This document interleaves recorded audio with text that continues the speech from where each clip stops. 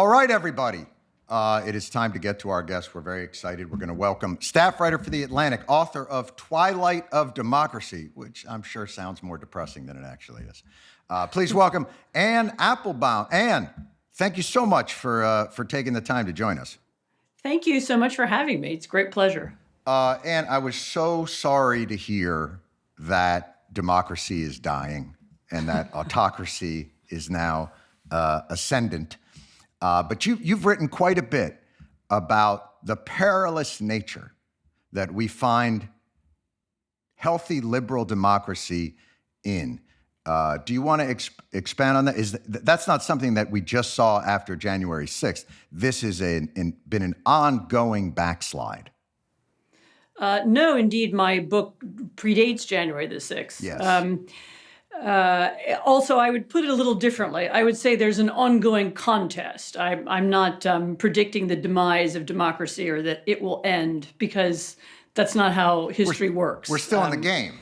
We're still in the game, and nothing's over till it's over, right? So, one of the ways in which you can shape events is by thinking positively about them, or thinking about what's wrong, analyzing the problem, and changing the situation and moving on. That sounds like hope and prayers. That sounds like hope and prayer. I mean, maybe that's a little bit too optimistic, but but I feel a kind of professional responsibility to be optimistic. I mean, how could I say to my kids or to my students or to people younger than me that everything's over? That seems unfair, even when I do sometimes feel it. But no, there's been a challenge to the mainstream of liberal democracy that's actually began percolating, I think, about a decade ago. And it's got different sources. There is an economic source, which is the one that's most famously talked about, but I think really it's more cultural.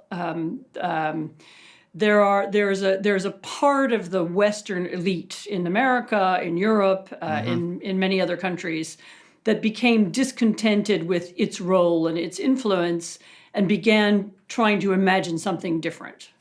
Usually, I know it's talked about in a different way. We talk about, the masses being unhappy about this or that, but I actually think this is something that began in a different place. So you talk about global elites. Generally, global elites are seen as the liberal establishment, not the illiberal.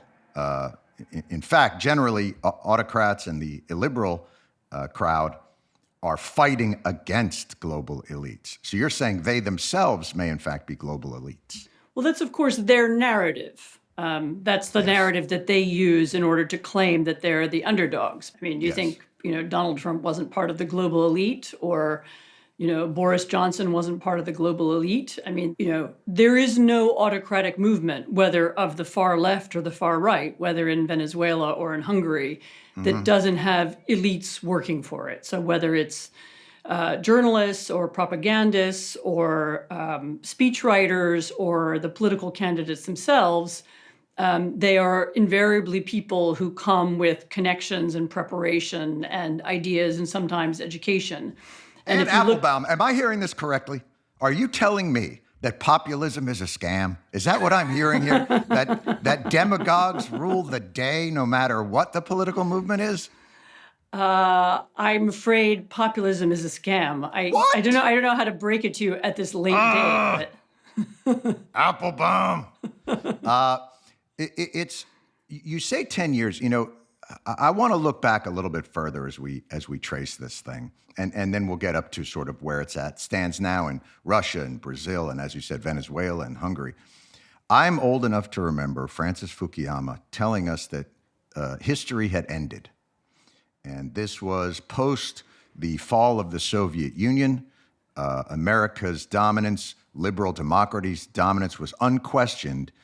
We could close the book on fascism, communism, socialism, that this was ascendant and it was over. And that lasted, I think, a week.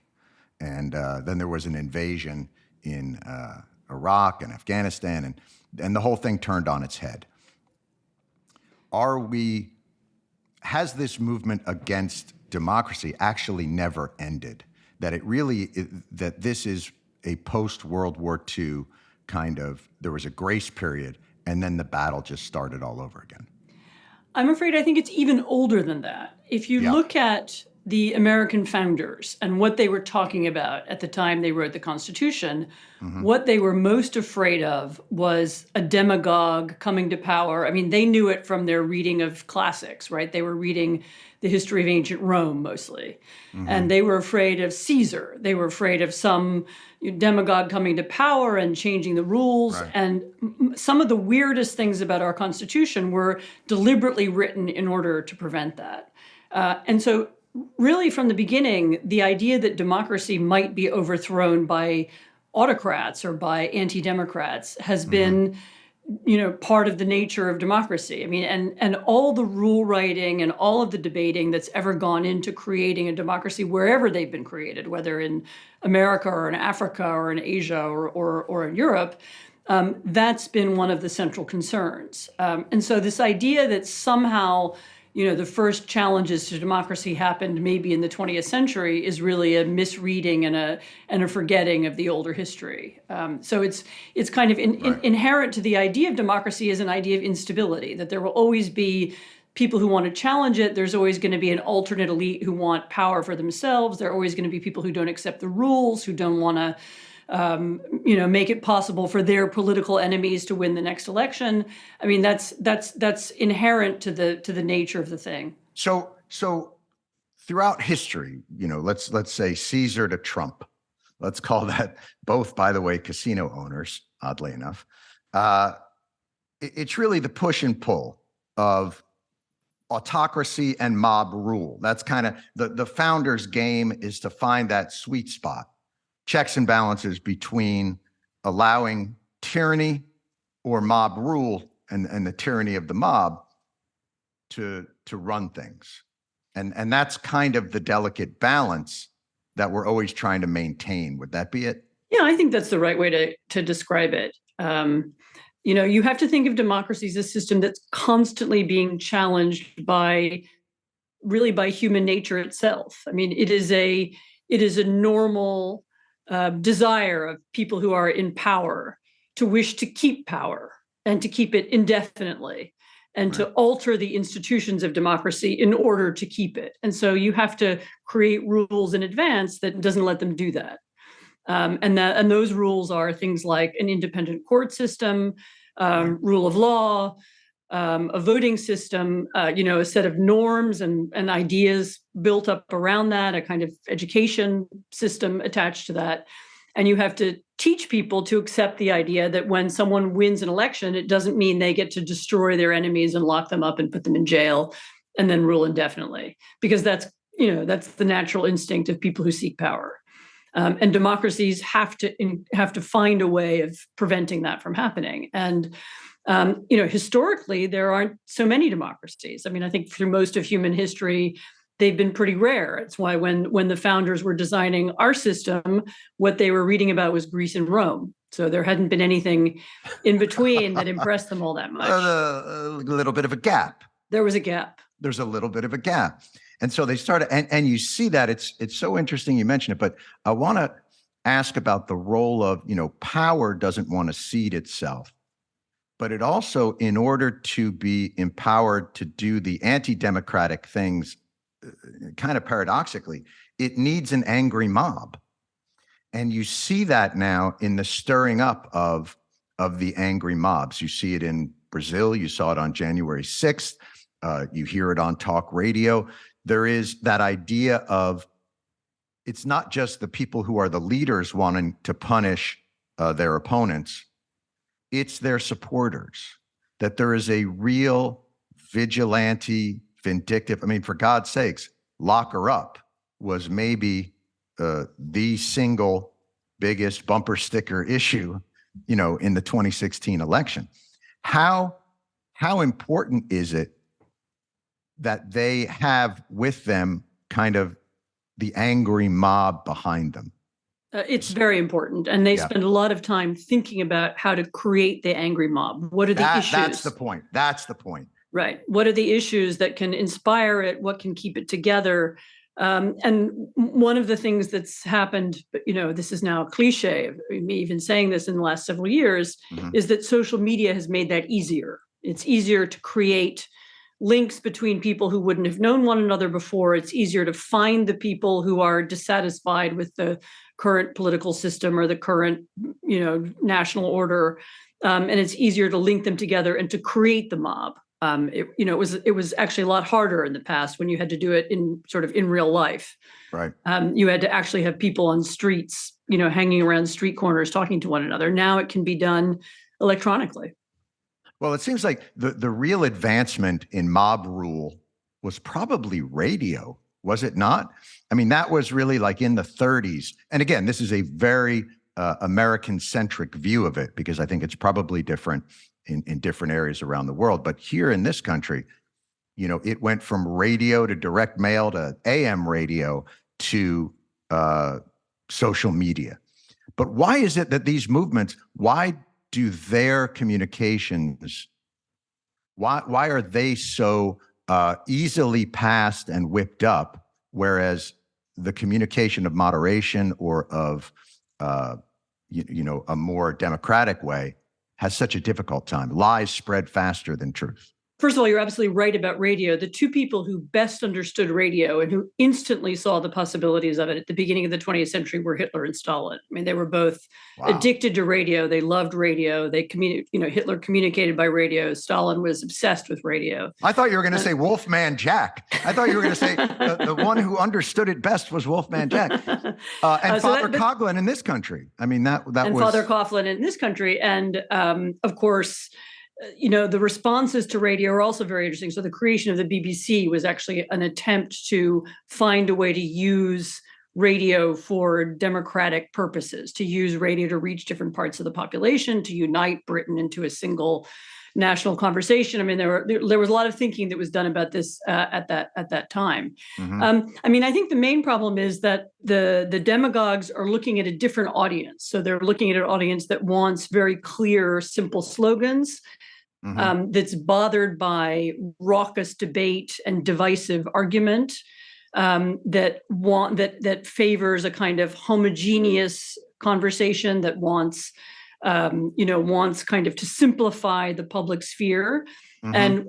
And they're aiming at that group of people. And as you say, the more nuanced conversation is aiming at a different sort of people. It's not that it doesn't work. It's that it has a different impact.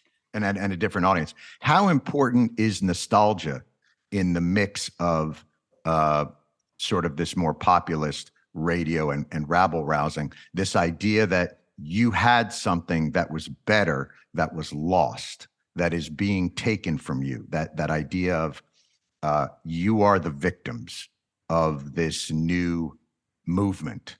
It's hugely important and always mm-hmm. has been in these kinds of movements. I mean, going back to the 18th and 19th century. So the idea that you're losing, that you're falling behind, mm-hmm. that you're falling out of something, and that it can be restored. And their idea of restoration is not just, I have some nostalgia for the past too. I like old buildings and I like old things. I like Charleston chews, the old candy. Sure. That's right. What was wrong with Good and Plenty? But their idea is to bring back something, is to use an idea of the past to destroy the present. We're going to wipe away all the ugliness that we see around it, and we're going to substitute something better. And it's absolutely central to almost all populist movements and also to some left-wing movements as well. I think too for me, the important thing to remember is, and I think this is something that sometimes gets overlooked, is that these movements are not spontaneous in any way. They're designed.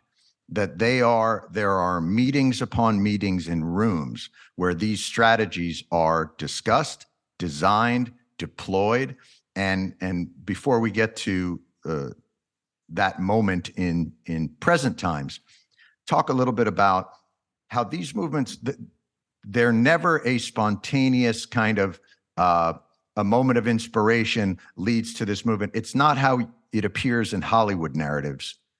It's how it appears in boardrooms, that these are strategies laid out very meticulously. Well, this is why I was talking about elites, because yes, you're absolutely right. So there's a planning process. Mm-hmm. how to, just behind January the 6th, there was a planning process. We're going to bring people together. There's an online conversation. There are people planning what will happen. There are people who think about, in that case, the impact of that day. I mean, there was a goal to that particular riot. It wasn't just people spontaneously gathering at the Capitol. That's right. It right. was meant to block Mike Pence from certifying Joe Biden's election. So it had a kind of, there was a point to it. And explicitly so. This was the design of not necessarily the whole group, but a portion within that group. Absolutely. I mean, a portion within that group knew that's what it was for. Right. They were I mean, this is, you can see it. You can read it in what they were saying. This is why they were saying hang Mike Pence.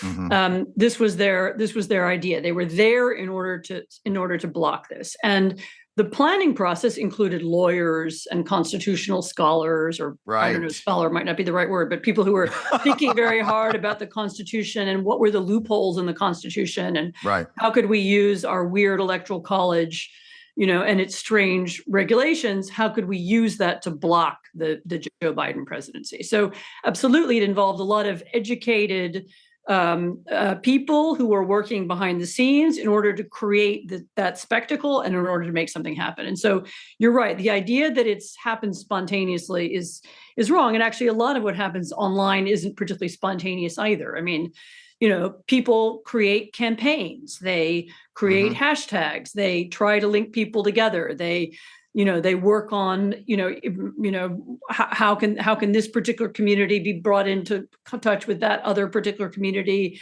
and how can they be made to think the same things? And actually, this can be done for good or for evil. This is just a neutral fact. Right. How do you campaign? How do you, create single ideas? I mean, this is what advertisers do. It's what, political groups of all kinds do.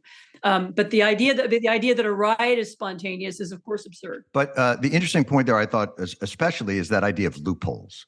When you have a liberal democracy, there is space within it because one of its sort of main selling points is a certain freedom. And within certain freedoms, which means there's going to be more spaces for activities that can undermine those freedoms. It's what we all heard after 9/11. They used our freedom against us. They undermined us in that way. These movements do the same things. They weaponize the modes of communication. They weaponize the loopholes in the systems to gain control. And then once in control, then that's the real, it's sort of like they plant themselves, but then the roots have to grow out and they have to erode all those democratic systems and bulwarks, those guardrails.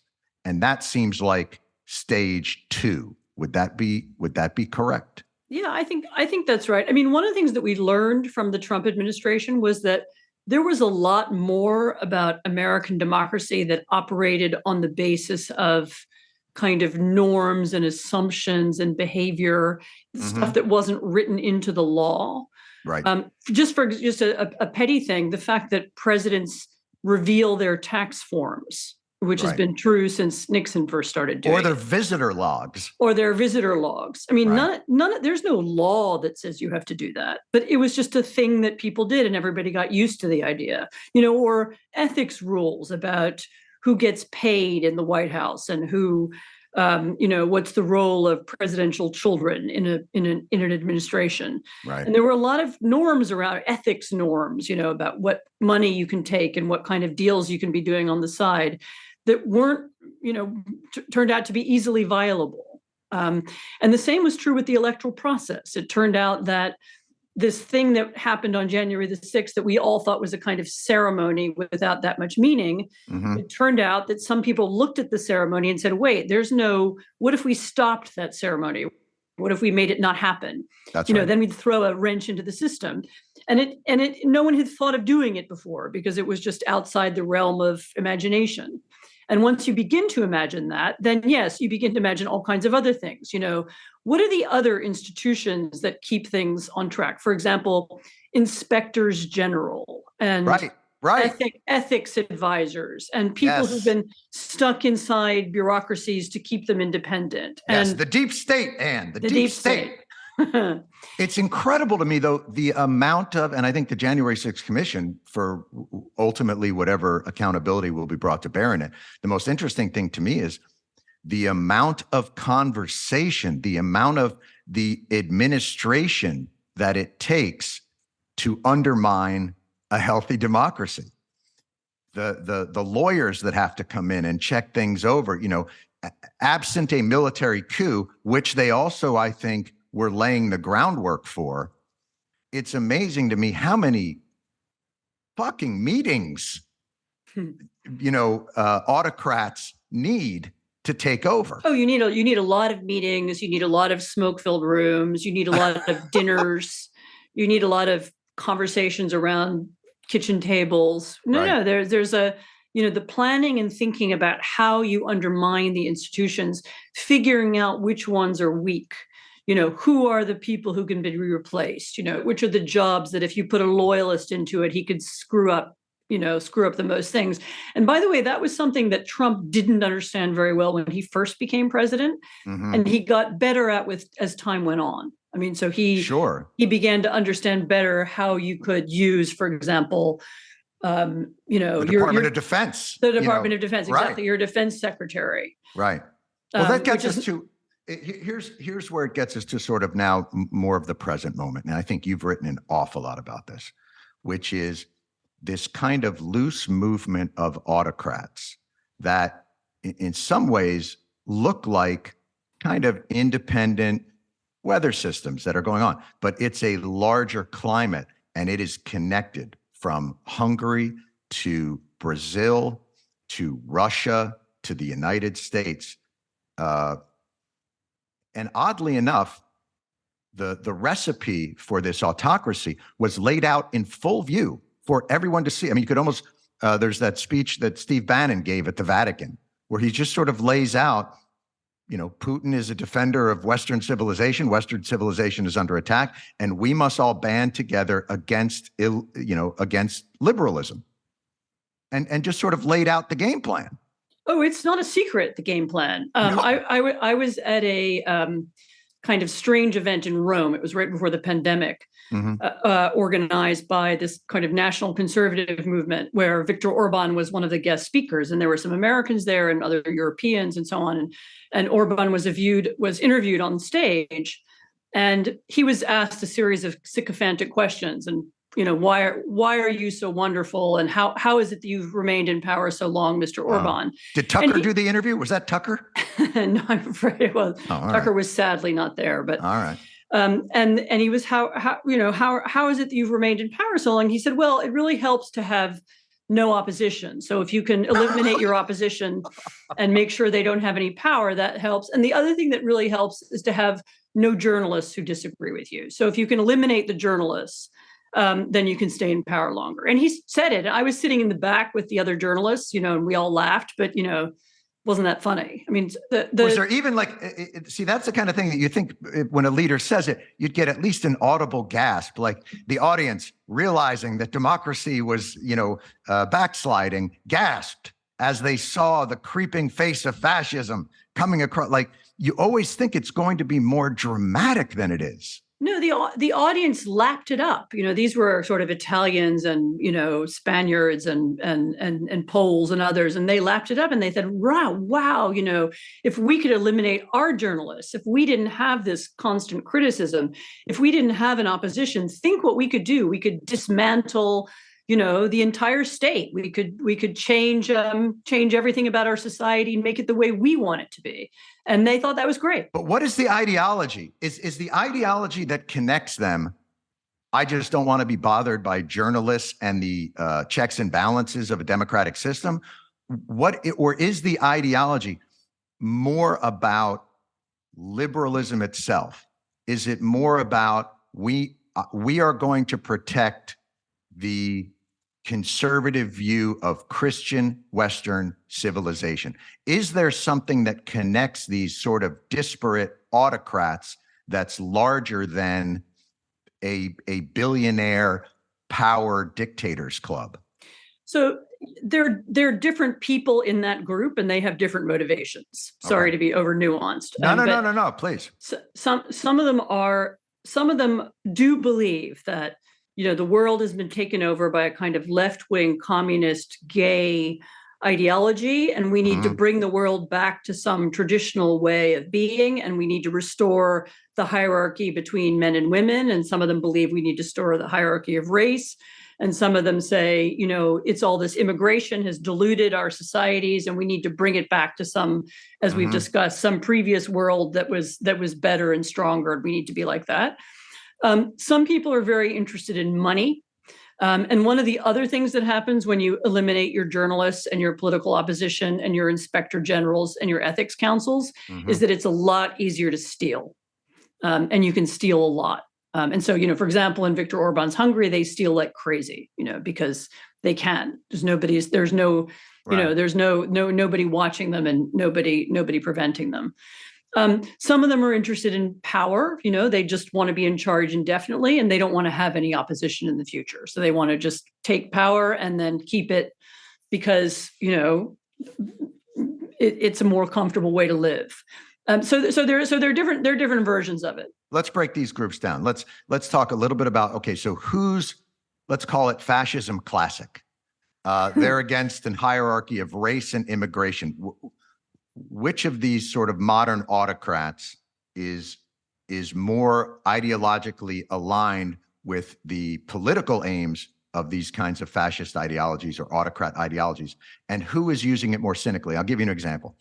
Putin recently gave a speech, it must have been 2 months ago, where he almost mirrored, he talked about there's two Wests. There's a liberal West and a liberal West, and I'm on the side of the West. We just want to get back to primarily Christian values, patriotism, great culture. He wanted to eliminate gays and wokeness. And it struck me as, boy, he could have delivered that at CPAC in Florida and been followed by Matt Gaetz, and nobody would have been the wiser. It was that unremarkable a speech. So that is an example of extraordinary cynicism. So Russia is a country where almost nobody goes to church, where something like 5% of the people have ever read a Bible.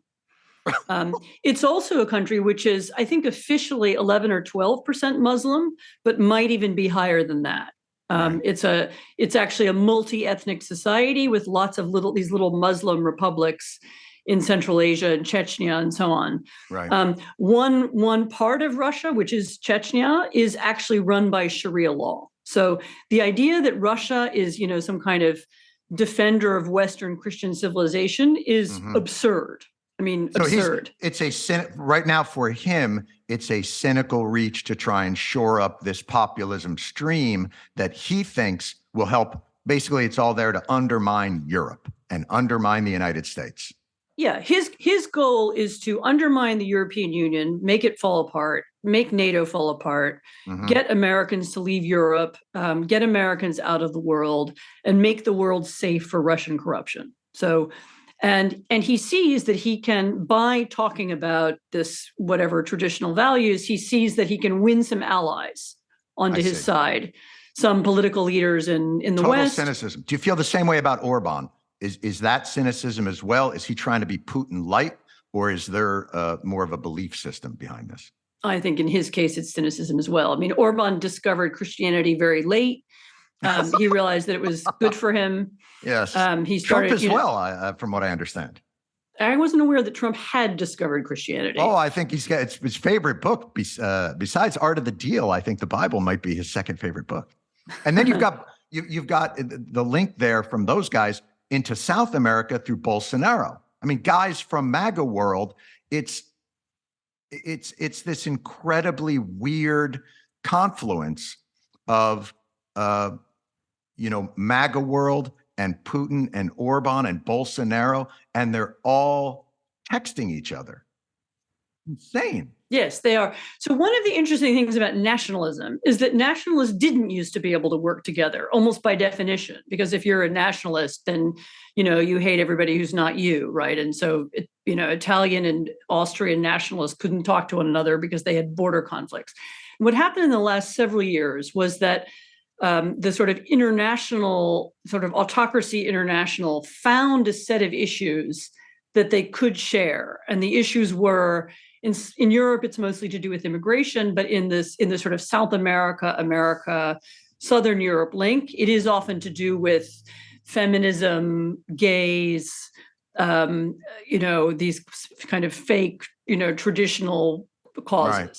That they don't really care about it to a large extent. Some people might care about them, and some of their followers probably care about them. But some people see them purely as ways of manipulating an audience. But it's a means to an end. But they're also kind of, it's in a way, it's like the weird flip side of globalization. So they also are a way to connect.